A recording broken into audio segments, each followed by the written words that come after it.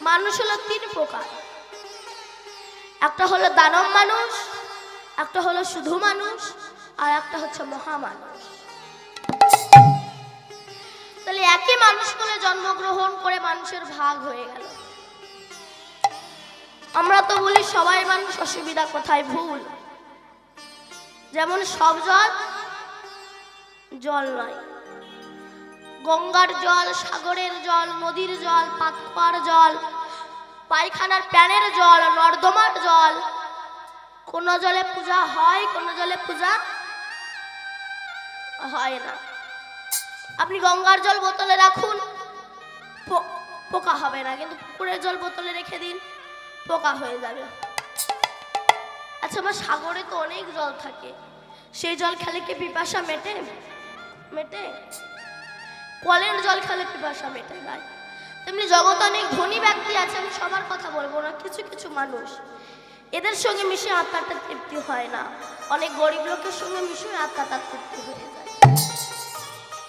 ওই জন্য তো বলছি, কোন জলে পোকা হয়, কোন জলে পোকা হয় না। তো যে বলে সবাই মানুষ, অসুবিধা কোথায়? আমি তাকে বলবো, তুমি যদি বলো সবই মানুষ, তাহলে আমি বলবো সবই জল। ওই পায়খানার প্যানের মধ্যে যে জল আছে, ওই জল আপনি এক কাপ তুলে নিয়ে চা করে খান, দেখেনি কেমন পারেন? পারবেন না। কেন? দুর্বায়ু গন্ধ। ও দেখতে স্বচ্ছ, কিন্তু এমন জায়গায় বাস করে, ওরে ছুলে স্নান করে ঘরে ঢুকতে হয়।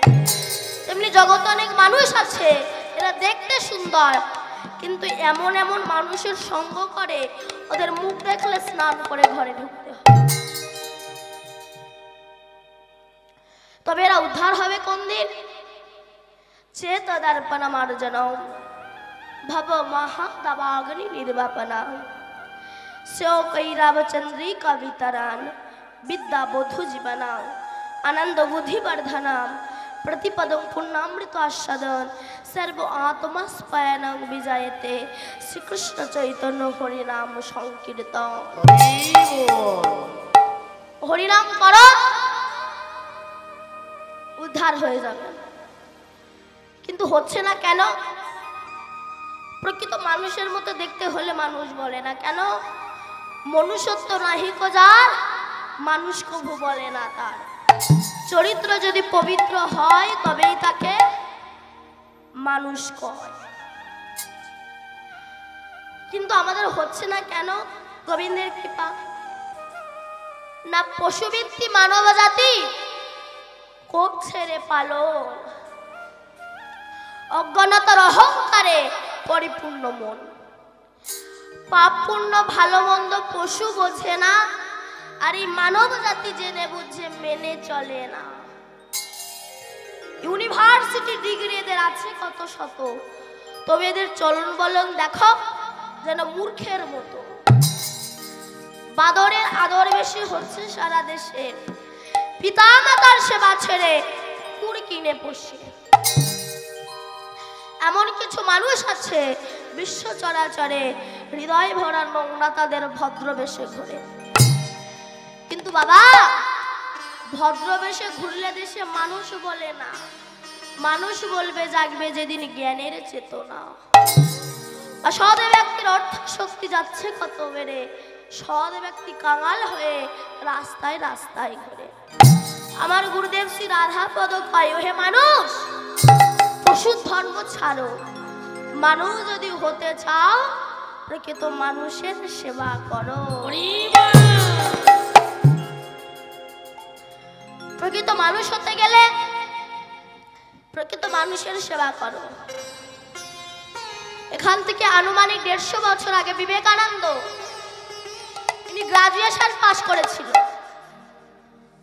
তৎকালীন যুগে তিনি তো মনে করতে পারতেন আমি গ্রাজুয়েশন পাস করেছি, রামকৃষ্ণদেব মূর্খ, আমি ওনার সঙ্গ করব না, তবে ওনাকে ওই বিয়ে পাস হয়ে বসে থাকতে হতো। কিন্তু উনি অহংকার মঞ্চে না বসে শ্রী রামকৃষ্ণ পরমহংসদেবের সঙ্গ করেছিল বলে সারা বিশ্বের কাছে আজ তিনি স্মরণীয়, বরণ এবং পূজনীয় হয়ে আছেন। প্রকৃত মানুষের সঙ্গ করেছিল। তিনি রামকৃষ্ণ দেবের আশীর্বাদ মাথায় নিয়ে শিকাগো শহরে গিয়ে বলেছিলেন, গর্ভের সহিত বলছে আমি হিন্দু। যে হিন্দু কথাটা বলতে আজকে আমাদের হিন্দুদের লজ্জা লাগে। কেউ বলেন আমি গর্বিত যে আমি হিন্দু কুলে জন্মেছি। তিনি গিয়ে বলেছিলেন, গর্ভের সহিত বলছে আমি হিন্দু। সে দেশের ব্যক্তিরা বলেছিল, একটা বিদেশি সন্ন্যাসী এসে আমাদের ধর্মকে অপমান করে যাবে। তাই সে দেশের ব্যক্তিরা বলেছিল, স্বামীজি আপনি তো বলছেন আপনাদের ধর্ম সবচেয়ে বড়, আচ্ছা বলুন তো স্বামীজি, পৃথিবীতে যত যত গ্রন্থ আছে কোন গ্রন্থ সবচেয়ে বড়? স্বামীজি বুঝে নিয়েছিলেন আমাদের ধর্মকে ছোট করার ষড়যন্ত্র একটা জাল বিস্তারিত করা হচ্ছে। তাই তিনি বললেন, আমি মুখে বলতে পারবো না, টেবিলে সব গ্রন্থগুলো রাখো, আমি দেখে বলে দিচ্ছি। সে দেশের ব্যক্তিগণ হিন্দু ধর্মকে ছোট করার জন্য হিন্দু ধর্মের গীতাটা সবার নিচে দিয়ে তার উপর সমস্ত শাস্ত্র গ্রন্থ রেখে দিয়েছে। স্বামীজি হেসে বলছে, বিচার তো আপনারা করেই রেখেছেন, কেন গীতা যদি নিচে থাকে গীতাই বড় হবে কেন? আরে মশাই, ভাড় যে সইতে পারে সেই তো বড় হয়। ভিতরূপে আমার গীতা দাঁড়িয়ে আছে, আর ওপরে আপনি আছেন। আমার গীতাকে নিচ থেকে টান দিলে আপনি পড়ে যাবেন। গীতা আছে তাই আপনি আছেন, হিন্দু ধর্ম আছে তাই নিতাই গৌর হরি বল বলে সমস্ত ধর্ম আছে। কিসের দ্বারা বলেছিল? বিয়ে পাশের দ্বারা নয়, রামকৃষ্ণ দেবের আশীর্বাদের দ্বারা শিকাগো শহরে গিয়ে বলেছিলেন, গর্ভের সহিত বলছে আমি হিন্দু। তাই সেই গৌর হরি আমার প্রবের ভাবে বিভাবিত হয়ে, ব্রজভাবে বিভাবিত হয়ে কি করছে না, যিনি বৃন্দাবনে কালো কানাই ছিলেন তিনি তো গৌর হয়ে নবদ্বীপে এসেছেন। কারণ শ্রীধাম বৃন্দাবনে রাসৌলিতে হল্লি কক্ষ নৃত্য সমাধিয়ে যুগ্ম নৃত্য করতে গিয়ে নবানুরাগিনী বৃন্দাবনেশ্বরী শ্রীমতী রাধারানীর প্রেমা মাধুর্য দেখে বলেছিলেন, হে রাধে, যদিও তুমি আমার সুখের আস্বাদ্য বিষয় বটে, তবে তোমার হতে আমার কোনো সুখ আর সাধন করা।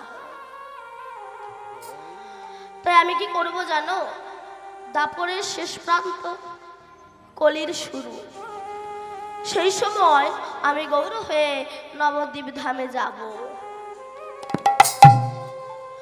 তাই গৌর হয়ে এসেছে, প্রভুর কেবল অঙ্গকান্তিটাই ঘুচেছে আর স্বভাব বদলায়নি। স্বভাবের বশে কি করছে? বৈষ্ণব কবি পদখানা লিখলেন কি, আরে সিংহা বেনো অমরলি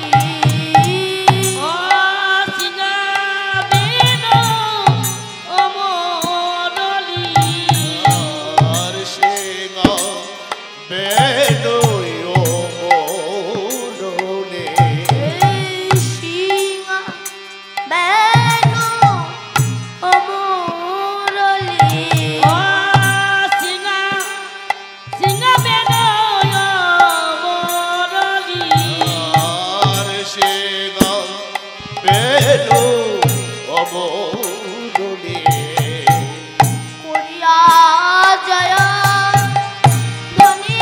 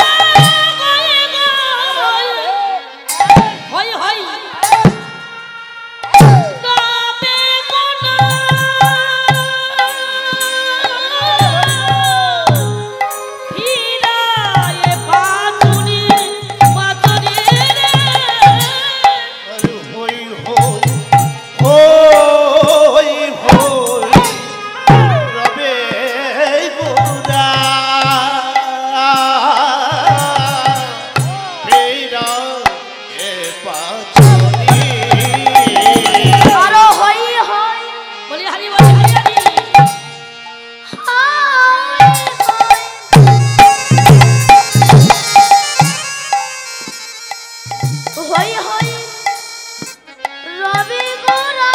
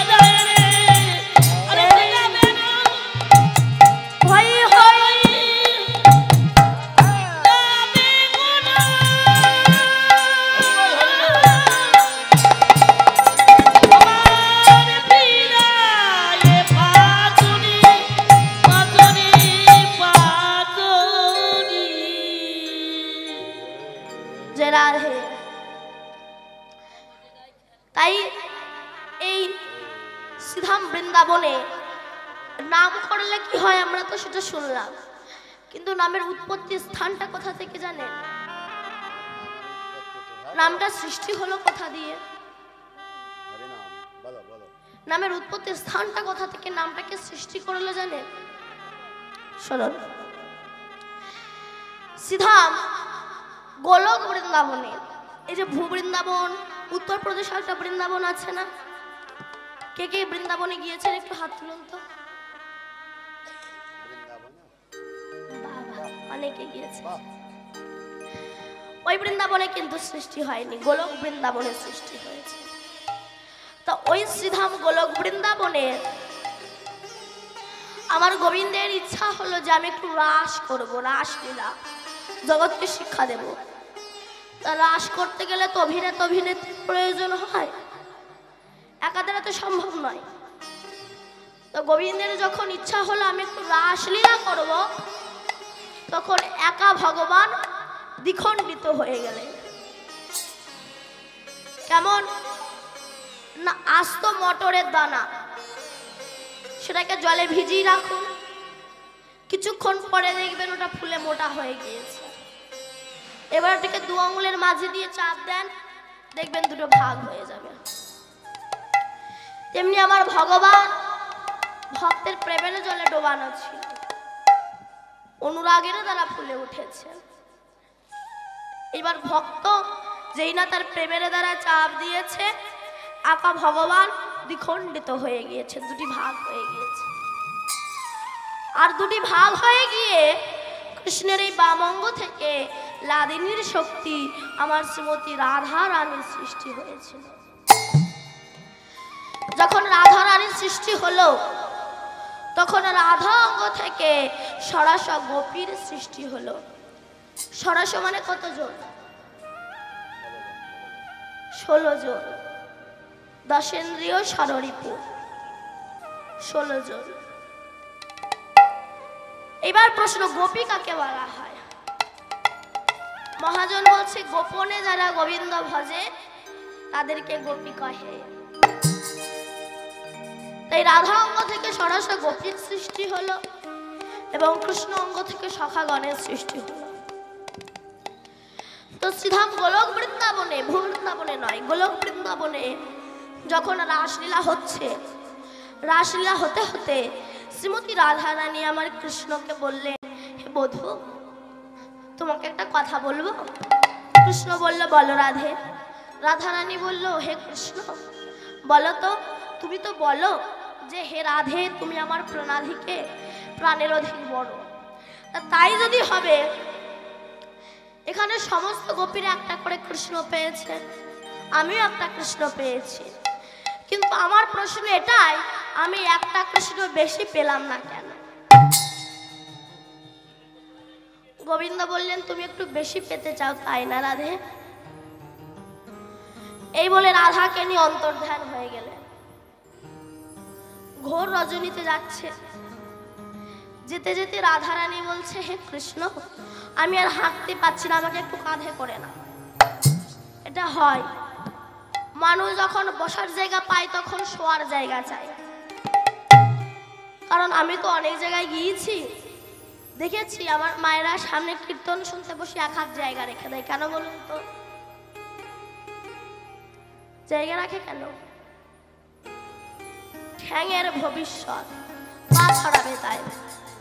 মানুষ যখন বসার জায়গা পায় তখন শোয়ার জায়গা চায়। তা রাধারানী বলছে, আমি আর হাঁটতে পারছি না, আমাকে একটু কাঁধে করে না। এই জন্য ভালোবাসার মানুষ সবসময় কাছে থাকলে তার প্রতি ততটা কদর থাকে না। কারণ দেখবেন আমার যে বাবারা চাকরি করে কিংবা ব্যবসা সূত্রে বাইরে থাকে, এক সপ্তাহ 10 দিন 15 দিন 1 মাস বাদে বাড়িতে আসে, তার কিন্তু কদরটা একটু বেশি হয়। এইবার সেই বাবা যখন রিটায়ার হয়ে গেল, তারা ততটা কদর থাকে? ততটা কদর থাকে না। আবার আমি দেখেছি আমার দাদা দিদিরা বিয়ের আগে প্রেম করার সময় কত অ্যাডভার্টাইজ না দেখায়, তুমি আমার জীবন, তুমি আমার হাড়, তুমি আমার ফুসফুস।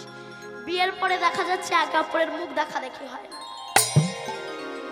ভালোবাসার মানুষ যদি সবসময় কাছে থাকে না, তারপর ততটা কদর থাকে না। যেই না রাধারানী বলেছে আমি আর হাঁটতে পারছি না, আমাকে কাঁধে করে না, অমনি গোবিন্দ আমার রাধারানীকে একা ফেলে অন্তর্ধান হয়ে গেলেন। যেই না অন্তর্ধান হয়ে গেলেন, রাধারানী তখন ব্রজের ধুলাই গড়াগড়ি দিয়ে হা কৃষ্ণ তুমি কত দূরে বলে হা কৃষ্ণ বলে চোখের জলে ভেসে কাঁদছে। যখন কাঁদছে এমন সময় ব্রজাঙ্গনাগণ, ব্রজ সুন্দরীগণ, ব্রজ গোপীগণ, ব্রজ রমণীগণ, ব্রজ ললনাগণ, ব্রজ বনিতাগণ, ব্রজ কুমারীগণ, ব্রজ সুন্দরীগণ, ব্রজ রমণীগণ, ব্রজ কুমারীগণ সবাই একে একে এসেছে। রাধে কাঁদছিস কেন রাধে? কি হয়েছে তো? রাধারানী বলে, জানিস সখী আমার না কৃষ্ণ হারিয়ে গিয়েছে। চুপ কর রাধে, বাজে কথা বলিস না। ওরে কৃষ্ণ হারায়নি, হারিয়েছিস তুই। ভগবান হারায় না, হারিয়ে যায় ভক্ত। ভগবান কখনো হারায় না। সত্যি তো আমরা তার চরণ থেকে হারিয়ে গিয়েছি। কেমন?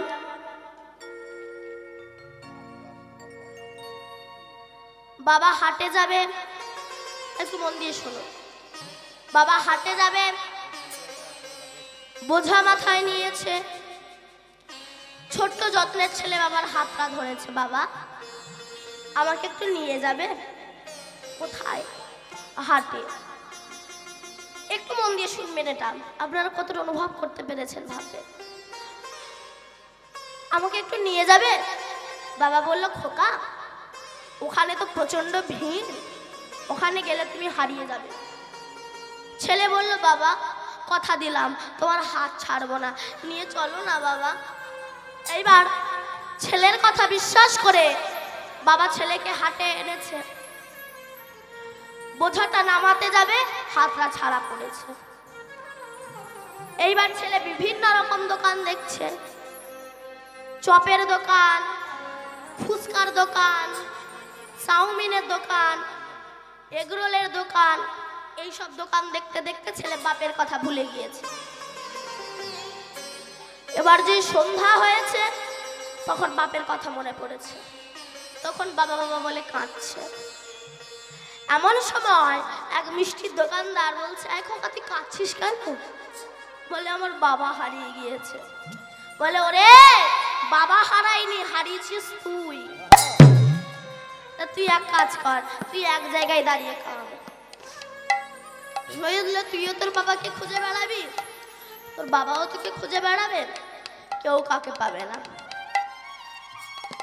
এইবার এই মিষ্টির দোকানদারের কথা শুনে যেই না এক জায়গায় দাঁড়িয়ে কাঁদছে, আর এদিকে তো বাবা ছেলে হারিয়ে পাগল হয়ে গিয়েছে। ছেলেকে খুঁজতে খুঁজতে দেখতে পেয়ে সে বুকের ভিতরে ধরে, উভয় কি আনন্দ। বৈষ্ণব কবি তত্ত্ব দিচ্ছে, একটাতেই হয়ে যাবে। আমি ঘুরে ঘুরে করবো রাধে। এইবার বাবা তো ছেলে হারিয়ে পাগল হয়ে গিয়েছে, ছেলেকে এবার খুঁজতে খুঁজতে খুঁজতে খুঁজতে দেখতে পেয়ে সে বুকের ভিতরে ধরে, উভয় কি আনন্দ। বৈষ্ণব কবি তত্ত্ব দিচ্ছে, আমরা যখন মাতৃগর্ভে ছিলাম, ওই কৃমিকীটের দংশন সহ্য করতে না পেরে, 32টা নারীর বন্ধন সহ্য করতে না পেরে, চামড়ার বাক্সের ভিতরে পুজ রক্তের ভিতরে থাকতে না পেরে আমরা বিশ্বপিতাকে কেঁদে বলেছিলাম, হে বিশ্বপিতা, আমাদেরকে একটু ভবের হাটে নিয়ে যাবে, ভবের হাট একটু নিয়ে যাবে। আমাদের বিশ্বপিতা বলেছিল, বাবারে ওখানে গেলে তো সবাই হারিয়ে যায়, প্রচন্ড ভিড়, সবাই হারিয়ে যায়, তুই যদি হারিয়ে যাস। আমরা বলেছিলাম, হে বিশ্বপিতা একবার নিয়ে চলো, আর যন্ত্রণা সহ্য করতে পারছি না, একবার নিয়ে চলো, যত ভালো মন্দ খাই না কেন, যত গাড়ি বাড়ি ঐশ্বর্য হোক না কেন, কথা দিলাম তোমার চরণ আমরা ছাড়বো না।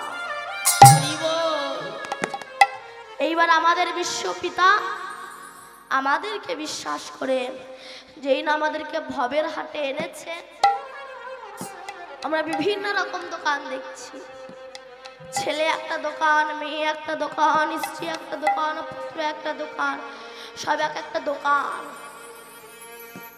এই দোকানগুলোকে সারা জীবন দেখছেন, অনুভব করছে।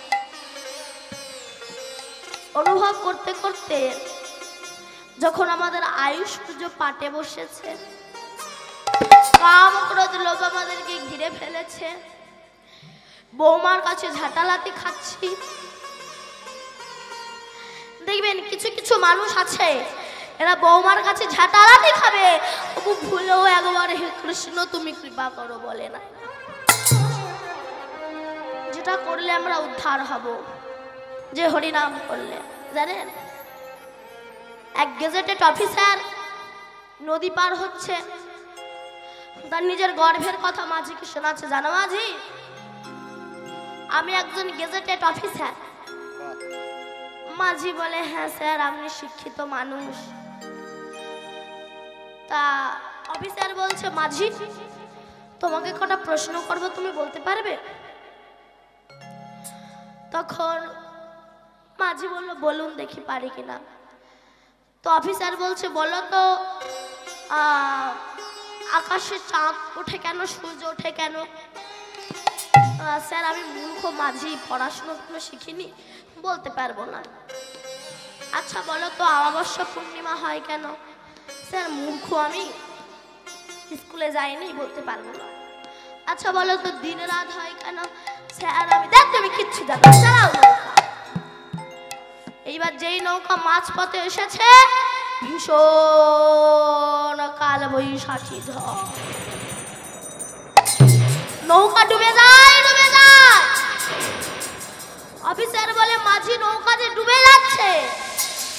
মাঝি বলে, স্যার আপনি এত কিছু শিখেছেন, সাঁতারটা শিখেছেন তো?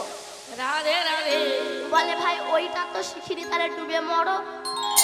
আমরা সব শিখেছি, ভব পারাপারের সাঁতার, হরিনাম শিখিনি, আমাদের তো ভবসাগরে ডুবে মরতেই হবে।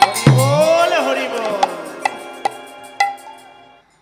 এইবার যখন ঝাঁটালাতি খাচ্ছি, একবার ছুটে যাচ্ছি কালী, দুর্গা, শিব, বিশ্বকর্মা, কোথায় গেলে আমরা বিশ্বপিতাকে পাবো।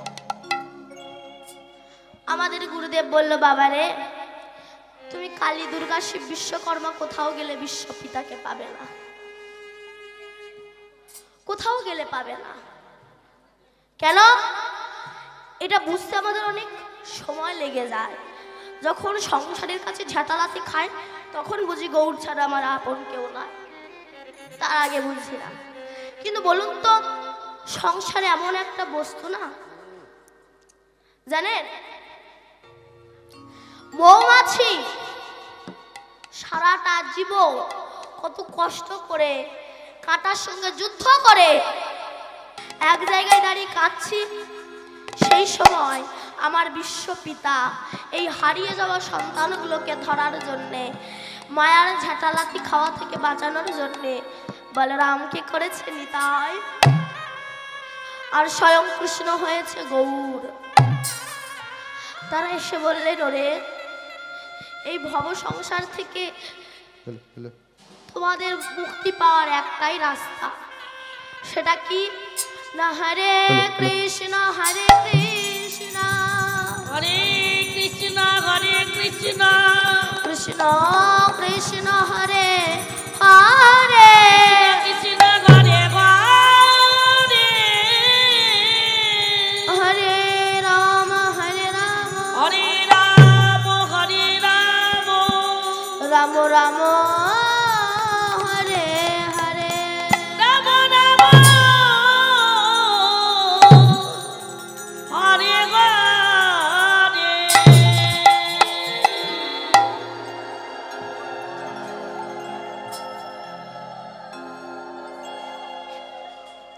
আস্তে গৌর হয়ে এসেছেন, তাই বললেন, আমার গৌর এলো রে এই সোনার নদিয়া,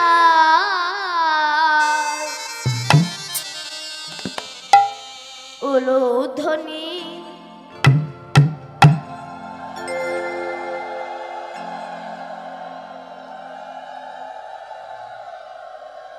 হরির ধ্বনি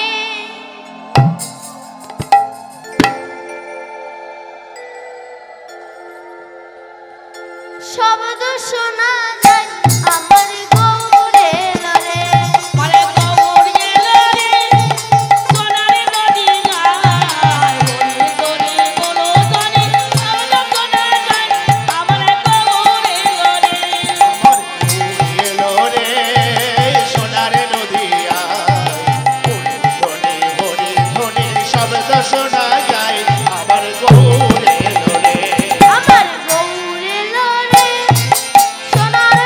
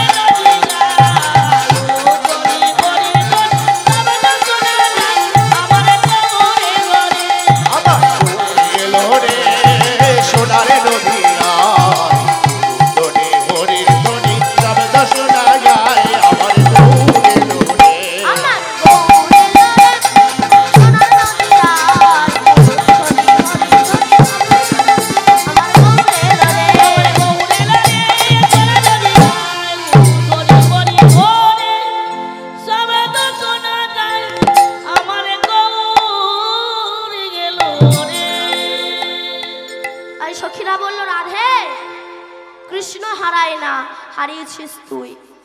তো তুই যখন কৃষ্ণকে হারিয়ে ফেলেছিস, কিন্তু কৃষ্ণ নাম তো হারায়নি, চল আমরা সেই কৃষ্ণের নাম করে নামীকে ডেকে আনতে বাধ্য করব।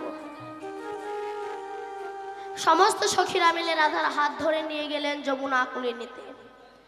সেখানে গিয়ে পদ্মাসনে বসে নয়ন মুদ্রিত করে কুলকুলন্ডিনী শক্তিকে জাগ্রত করে মণিপুর মূলাধার আগ্রা চক্র সতীশানকে ভেদ করে 21,600 বার শ্বাসকে কন্ট্রোল করে 7 ফোঁটা রক্ত ভিয়ান করে যে 1 ফোঁটা শক্তিবিন্দু তৈরি হয়, সেটাকে নিম্নগামী না করে শ্বাসের দ্বারা যিনি ঊর্ধ্বগামী করে রাখতে পারেন, মহাজন তাকেই রাধা নামে আখ্যা দিয়েছে। ঊর্ধ্ব হইতে নিম্নগামী যার নাম ধারা, আর নিম্ন হইতে ঊর্ধ্বগামী তার নাম শ্রীমতী রাধা। সারাই সরজ ছাই নামে আছে অবস্থা,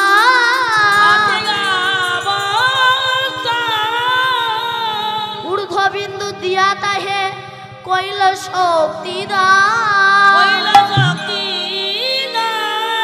পুরুষ প্রকৃতি তাহে কইল আধা আধা, আর বিচারিয়া গর্গ মুনি নাম রাখিলেন রাধা। বিচারিয়া গর্গ মুনি নাম রাখিলেন রাধা। এই সেই রাধা রানী আমার হরে কৃষ্ণ নাম উৎপত্তি করলেন। সেই নামে সন্তুষ্ট হয়ে আমার গোবিন্দ নেমে এলেন কে?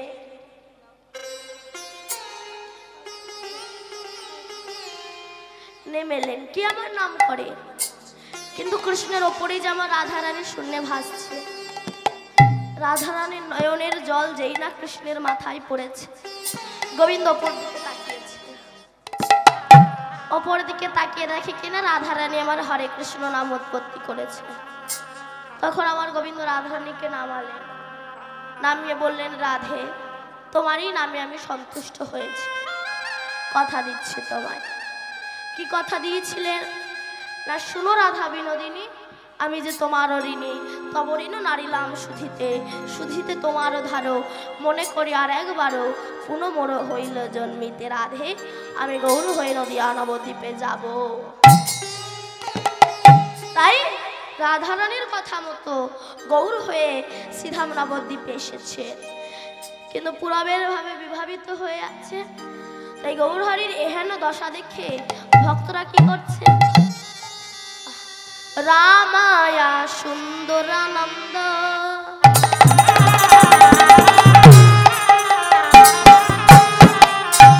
সঙ্গে নিত্যানন্দ,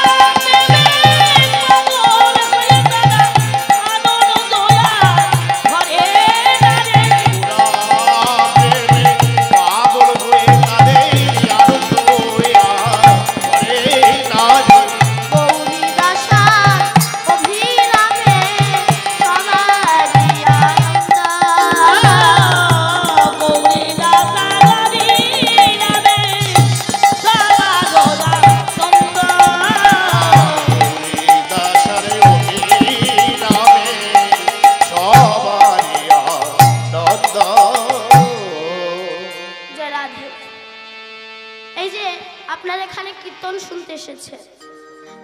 আজকে যদি এই হরি নামে কাঁদতে পারেন, কালকে আবার ভাববেন আমি আবার কীর্তন শুনতে যাব। কেন? একটু বসে বসে কাঁদবো। আর যদি মেয়ের বাড়ি যান, বেই যদি অপমান করে, চোখের জল ফেলায়, মনে হবে আর ওই ভিটেই পা দেবো? মনে হবে না। কিন্তু হরি নামে কাঁদলে মনে হয় না কালকে গিয়ে আবার কাঁদবো। এই হরি নামে এমন সুধা আছে। একটু বলি শুনুন। যখন রামচন্দ্র পিতৃসত্য পালন করার জন্য বনবাসে যাবে, সেই সময় রামের স্ত্রী মা সীতা দেবী রামচন্দ্রের কাছে এসে বলল, স্বামী তুমি তো বনবাসে যাচ্ছ, তোমার ওখানে কত কষ্ট হবে, আর আমি তোমার স্ত্রী হয়ে রাজ পালঙ্কের ওপর শুয়ে থাকবো, অমন স্ত্রী আমি হতে চাই না, আমিও তোমার সঙ্গে বনবাসে যাব। পারবেন এমন স্ত্রী হতে? এখন তাই এসি কিনে না দিলে ঝগড়া করে, আমার এসি কিনে দাও না, আমার ফ্রিজ কিনে দাও না, আমার মোবাইল কিনে দাও না। সবার ঘরে এসি আছে, শুধু আমার ঘরেই নেই। কিন্তু এ তো সেই স্ত্রী নয়। দেখবেন আমাদের শাস্ত্রে দুখানা নমুনা দেওয়া আছে, দুখানা নমুনা দেওয়া আছে। কি? শাস্ত্রে দুজন আছে, একজন হলো পত্নী আর একজন হলো পেতনি। তাই তো? পেতনি কাকে বলে আর পত্নী কাকে বলে নিশ্চয়ই আপনাদের অজানা নয়, আপনাদের জানা আছে, তবু আমি একটু ছোট করে বলছি শুনুন। পেতনি কাকে বলে? একজনের স্বামী সকালবেলা কাজে বেরিয়ে যাচ্ছে, তুলসী গাছে জল দিয়ে, তার স্ত্রীর সামনে এসে বলছে, শোনো তুমি এই যে বেরোচ্ছ, আমারে বিয়ে করে এনেছো, একটা জামদানি আমদানি শাড়ি দিতে পারো না, আবার বড় বড় কথা। এই যে বেরোচ্ছ, যদি আমার জন্য ভালো শাড়ি জামদানি শাড়ি না নে ঘরে ঢোকো, তাহলে তোমার ওই মুখ আর যেন না দেখতে পাই। শাড়ি যদি না আনতে পারো তাহলে ঘরে আর ঢুকতে পারবে না। শাস্ত্রে এরকম স্ত্রীকে পেতনি বলা হয়। আর পত্নী কাকে বলা হয়? সকালবেলা স্বামী কাজে বেরোচ্ছে, স্ত্রী পেছনে এসে দাঁড়িয়েছে, একটু দাঁড়াবে? কেন? তুলসী গাছের মাটিটা স্বামীর কপালে দিয়ে বলছে, স্বামী তুমি যাচ্ছ বটে, তবে আমার একটা কথা, তুমি যেন কাউকে ঠকিয়ে রোজগার করো না, অসৎ পথে যেও না, শুধু কৃষ্ণ বলে কাঁদবো, আমার ধন সম্পত্তির প্রয়োজন নাই, কিন্তু তুমি যেন কাউকে ঠকিও না। কেন? ঠকালে ঠকতে হবে, কাঁদালে কাঁদতে হবে। শাস্ত্রে একে বলা হয় পত্নী। আপন ভাই লক্ষণ সে বলেছিল, দাদা তুমি বনবাসে যাচ্ছ, আর আমি তোমার ভাই হয়ে রাজভোগ গ্রহণ করব, আমার ভাইও আমি হতে চাই না, আমিও তোমার সঙ্গে বনবাসে যাব, আমিও তোমার সঙ্গে বনবাসে যাব। রাম বলল, আমি অনুমতি দিতে পারবো না, তুমি যাও, আগে মা সুমিত্রা যদি তোমায় অনুমতি দেয় তবেই তুমি যাবে। লক্ষণ মায়ের কাছে গিয়েছে, মা দাদা তো বনবাসে যাচ্ছে, তা তুমি আমাকে দাদার সঙ্গে যাওয়ার অনুমতি দেবে না? মা সুমিত্রা বলেছিল, বাবা রে, যে মায়ের গর্ভের সন্তান কৃষ্ণ ভক্ত হয়, কৃষ্ণ সেবক হয়, রামের সেবক হয়, সেই মায়ের গর্ভ ধন্য, আর সেই মায়ের গর্ভের সন্তানও ধন্য। কিন্তু যে মায়ের গর্ভের সন্তান সুল্লুখোর হয়, দাতাল মাতাল চরিত্রহীন হয়, লোকে সর্বনাশী করে, চিটিংবাজি করে, সেই মায়ের গর্ভ নয়, সেটাকে ভাগার বলা হয়। সচ্চরিত মায়ের গর্ভে কৃষ্ণ ভক্তের জন্ম হয়, আর ভাগাড়ে যত শিয়াল কুকুরের জন্ম হয়। তাই আমি চাই, আমি যেন দেখতে পাই, আমি প্রাণ থাকতে থাকতে তুমি যেন রামের চরণের সেবায় গিয়েছ। লক্ষণ ভাবলো, মা অনুমতি দিলেও আমার স্ত্রী উর্মিলা, লক্ষণের স্ত্রীর নাম কি?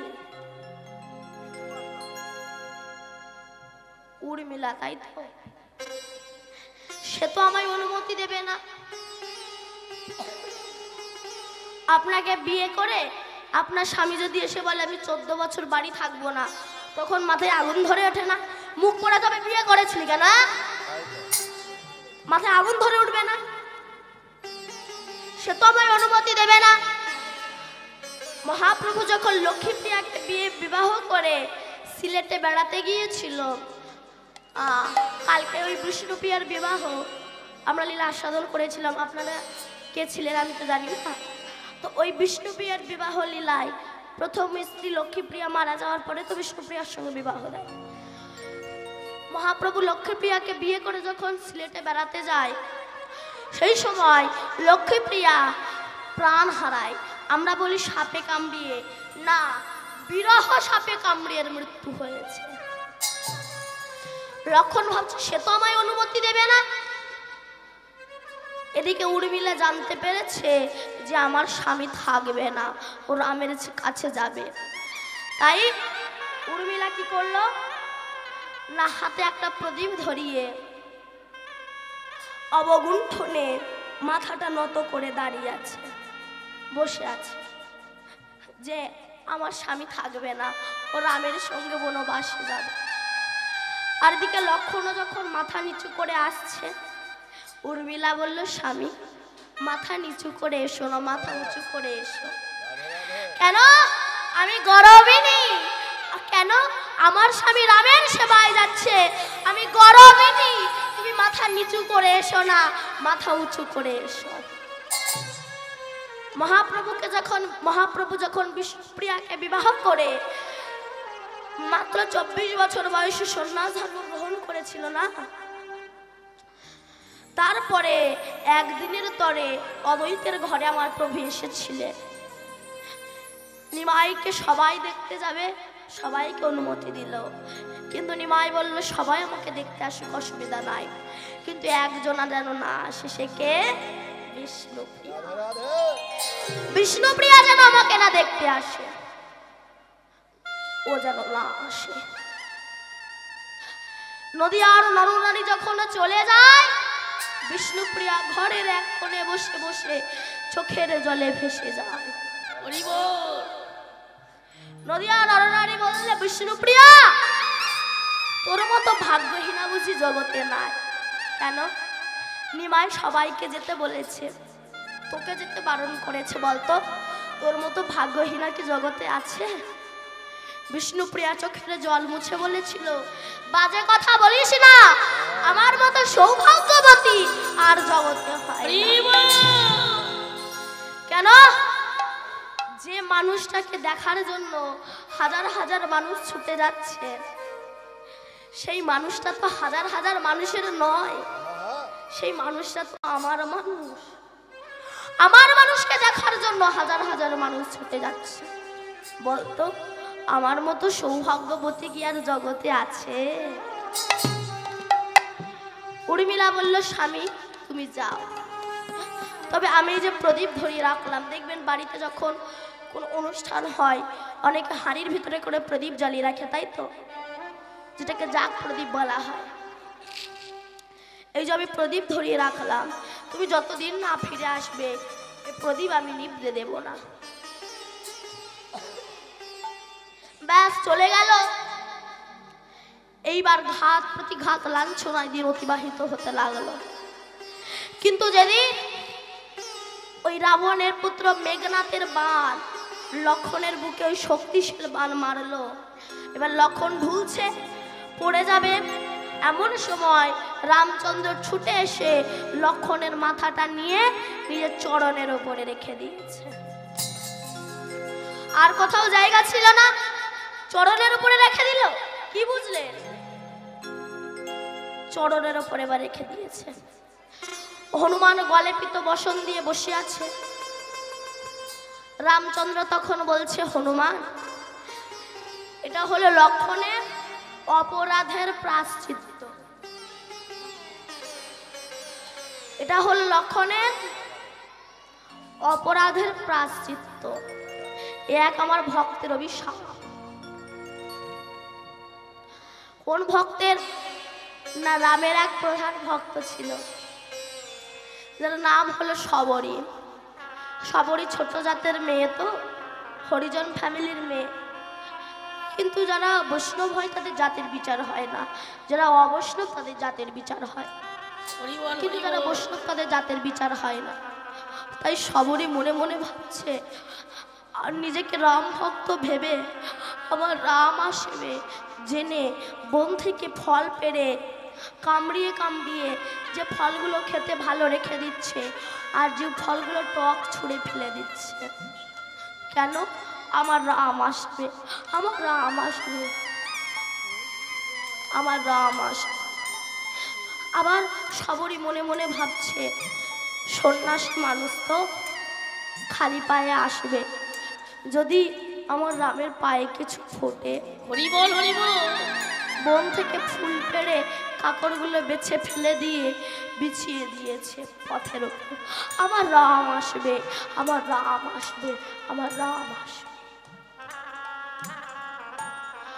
ভক্তের আকুল আহ্বানে রামচন্দ্র লক্ষণকে নিয়ে এসে দাঁড়িয়েছে, দাঁড়িয়ে ডাক দিয়েছে, সবরী সবরী। সবরী চমকে উঠেছে, কে কে আমায় এমন ভাবে ডাকলো? কে গো, কে গো ডাকিলে?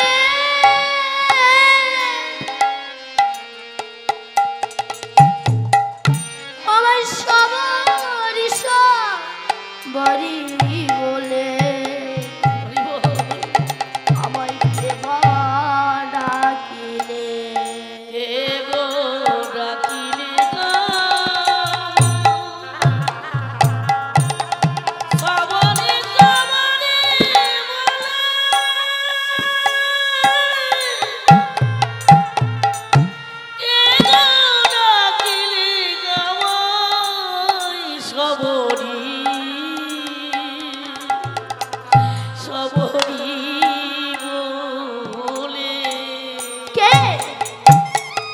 আমি রাম এসেছি দয়াময়। এতদিন পরে এই হতভাগিনীর কথা তোমার মনে পড়েছে। এসে দয়াময় বসো। রামচন্দ্র বসেছে। সবরী বলল, তোমায় কি খেতে দিই বলো তো? রামচন্দ্র বলে, সবরী আলো সেই ভক্তি মেশানো ফলের থারি, ফলের থালি আমি গ্রহণ করি, আমি গ্রহণ করি। সবরী ঢেলে নয়ন বাড়ি আনলো ফলের থারি। রাম তুমি গ্রহণ করো। যেই না রামচন্দ্র এটো ফল খেতে যাবে অমনি লক্ষণ এসে বলল, দাদা তোমার ঘেন্না করছে না কেন? ছোট জাতের মেয়ে এটো করে ফল রেখে দিয়েছে আর তুমি তো খাচ্ছ, তোমার ঘেন্না করছে না? এই বলে ওই ফলটা নিয়ে ছুঁড়ে ফেলে, যেই না ছুঁড়ে ফেলে দিল, বলুন তো হিংস্র বন্য জন্তুর সঙ্গে যুদ্ধ করে যে ফল তুলে এনেছে আমার রাম খাবে, সেই ফল যদি কেউ ছুঁড়ে ফেলে দেয় তবে ভক্তের মনে কতটা আঘাত লাগতে পারে। লক্ষণ, আমি ছোট জাতের মেয়ে বলে তুমি আমাকে এইভাবে অপমান করলে? ঠিক আছে, তুমি ওই এটো ফল ফেলে দিয়ে যে ব্যথা আমার বুকে দিয়েছো এর দ্বিগুণ ব্যথা তুমি পাবে। কোন দিন না? যেদিন রাবণের পুত্র মেঘনাদ তোমার বুকে শক্তিশালী বাণ মারবে, সেই দিন আমার থেকেও তোমায় বেশি কষ্ট পেতে হবে। লক্ষণ বলল, আমার ভুল হয়ে গিয়েছে, আমি বুঝতে পারিনি যে তুমি রামের এত বড় ভক্ত। আমি উদ্ধার হব কবে? সবরী বলল, উদ্ধার তুমি হবে তবে কোন দিন? শোনো, যে ছোট জাতের মেয়ের এটা ফল তুমি ছুঁড়ে ফেলে দিয়েছো, ওই ফল গন্ধমাদল পর্বতে গিয়ে পড়েছে, আর গন্ধমাদল পর্বতে বিশল্যকরণের জড়িপুটিতে পরিণত হয়েছে। যতক্ষণ না ওই বিশল্যকরণী জড়িপুটি এনে তোমাকে না বেটে খাওয়াবে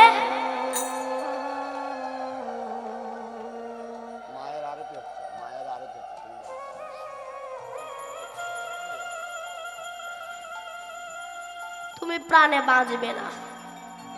এ কথা বলা ছিল। তাই হনুমান যখন গন্ধমাদল পর্বতে বিশল্যকরণী জড়িপুটি আনতে গিয়েছে, কোনটা বিশল্যকরণী জড়িপুটি চিনতে পারিনি, গোটা পর্বতটাকে হাতে ধরে নিয়ে উড়ে উড়ে আসছে। যেই না উড়ে উড়ে আসছে, অযোধ্যার পাহাড়ের ওপর দিয়ে আসছে যখন, তখন ভরত যখন মাতা কৈকেয়ী রাম বনবাসে পাঠিয়েছিল, এই ভরত ছিল মামার বাড়ি। অনেকে বলে বাবা আমার মতো গুরু হয় না, ভুল। সেই মা গুরু হয় যে মা জগৎ পিতার কাছে সন্তানকে পৌঁছে দিতে পারে। সেই পিতা পিতা হয় যে পিতা জগৎ পিতার কাছে নিজের সন্তানকে পৌঁছে দিতে পারে, নইলে সে পিতা হতে পারে না। সেই বন্ধু বন্ধু হয় যে বন্ধু জগৎ বন্ধুর কাছে পৌঁছে দিতে পারে, তবেই সে প্রকৃত বন্ধু হয়, নইলে হতে পারে না। সেই স্বামী স্বামী হয় যে স্বামী জগৎ স্বামীর সঙ্গে মিলন ঘটিয়ে দেয়, নইলে তাকে স্বামী বলা হয় না, তাকে আসামি বলা। ভরত যখন এসে শুনলো আমার জন্য দাদাকে বনবাসে পাঠিয়েছে আমার মা, ভরত গিয়ে বলেছিল রাক্ষসী তোর মুখ দেখবো না। ওই তখন তো মা বলেনি। তো যখন অযোধ্যার পাহাড়ের ওপর দিয়ে যাচ্ছে হনুমান, ভরত ভাবলো আমার রামের মনে হয় কোনো শত্রু যাচ্ছে, বাণ নিক্ষেপ করে নামিয়েছে। যেই না নামিয়েছে অমনি হনুমান জয় রাম জয় রাম জয় রাম বলছে। ভরত ভাবলে তোমার রামের ভক্ত, জল এনে সুস্থ করলেন।